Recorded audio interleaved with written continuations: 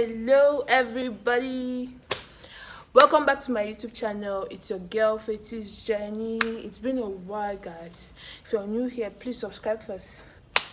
Just click on the red subscribe button below and subscribe to this channel. And if you're a returning subscriber, thank you so much for coming. I mean, it's been a long while since I've been here. Thank you so much for not going away, and thank you for coming back to my channel. So today's video, I'm going to be telling you two interesting stories. And as you can see, I'm putting on a t-shirt. So one of the stories I'm going to be telling you is has to do with this t-shirt. So guys, let me just go dive right in.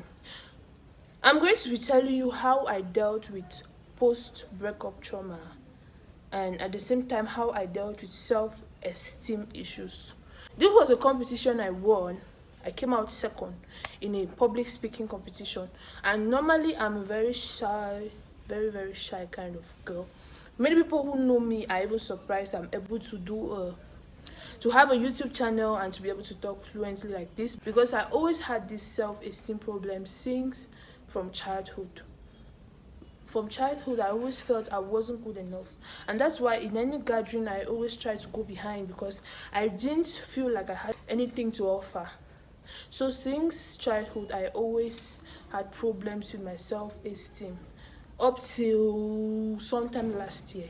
So winning this competition was a huge boost to my self-esteem, because it was just days after a breakup, and it wasn't really easy to pull through. So I'm going to be explaining how I dealt with this post-breakup trauma first, then explain to you how I was able to win a competition after breakup. So, well, I was dating this guy. It just didn't work out. I will not really be giving reasons or pointing fingers, because it wasn't meant to be. So after that, I was really broken. I mean, I cried my life out. It wasn't really easy. People who have experienced breakups before can really understand my story.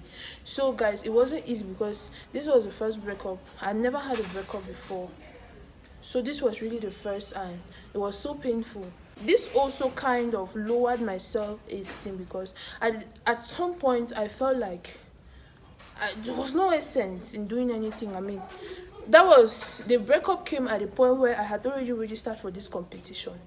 I almost didn't do this competition because I didn't have that confidence that I was going to make it. First of all, I wasn't even in the right state of mind. So what helped me overcome this trauma was that, first of all, I had to read a lot of books and articles on breakup.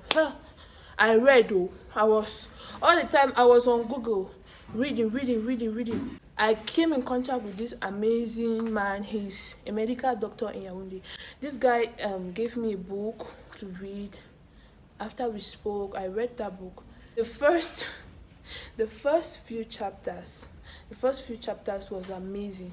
I was able to, reflect, and I started knowing that I am worth something. I started thinking of those goals that I used to have, those dreams I used to have that were kind of buried somewhere inside me. That's how I started my spirit. I started feeling revived. So I told myself I'm going to go in for this competition, even though my state of mind isn't really stable, but I'll go in for this competition. So I also did a lot of things that I love doing. Like, I normally love to play the piano, so that during that period I learned a lot of songs. I even composed some songs. I didn't pass my time regretting or thinking of what should have been. I rather took that time to get to do the things that make me happy. I prayed more, I meditated more. I just wanted to do things that make me happy. So since I love cartooning, I found myself cartooning a lot of people. I did a lot of graphics during that period, a lot of piano, a lot of things related to my goals and things that make me happy. And guys, I was able to overcome that. I didn't want to let my mind be idle. I didn't soak myself in self-pity and to be thinking about these things should have been this way and all of that. So I was really able to overcome it by the grace of God. So back to the competition. I didn't even know I was going to qualify because there were about 200 video submissions. My video was selected among the best 10 and I happened to be the only English speaker, the only Anglophone. On the eve of the event, I didn't prepare. I had left my charger at home. I didn't travel with my charger, so my phone was almost low. I mean, the little battery I had, I was just preserving it for communication. I mean, in case anything, wants to go wrong. So my battery was almost low. So all the notes I had were in my phone. I only had a few things jotted out in my notebook. So that's just what I was looking at all through. I slept without preparing. Woke up the next morning, and the competition was to begin at 8 a.m. and it's 7 a.m. That's when I was struggling to do the last minute research on my phone. I was really nervous, coupled with the low self-esteem. I almost went back home. I almost told the people that it's like this, I'm not feeling fine, I need to go back. So when I went into the hall and I met the 9 people I was going to compete against, guys. Hey, I happened to be, if not the youngest contestant there. I was called up I was a seat to speak. So before me, a lot of people had passed, guys. I mean, you needed to get the way they were expressing themselves very fluently. I was like lost. The first speaker passed, second, third. I started shivering on my seat, knowing fully well that I wasn't well prepared. First of all, I didn't even know what I was going to say, and they were judging based on how fluent you speak. They didn't expect you to read from a paper, so I had to speak both English and French. God, I sat on that chair, and the only thing that I was telling myself is that I can do this, you can do this, you can do this. And when I was called up, I moved majestically but shakily to the front, and I was able to do my best. I just let go of myself. I just brought out that speaking from within me. I mean, I did one that I couldn't believe I was the one who did that, and I was so appreciated. And at the end of the day, guys, I emerged the second.